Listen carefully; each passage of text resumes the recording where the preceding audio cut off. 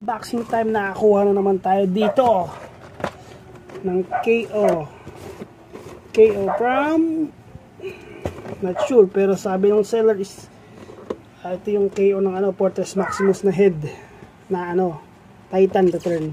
So yan po yung box nya, medyo lang kasi worn out lang. Tingnan natin.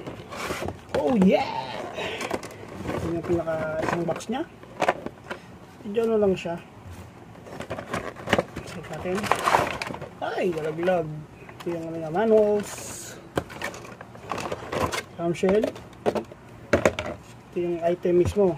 So, pinakaiba lang niya, wala siyang sounds. Ayun o. Wala siyang speaker. Pero all in, parang normal na Hasbro. Hindi siya LG, hindi siya Takara. Tapos ito yung niya, sword. Worth 300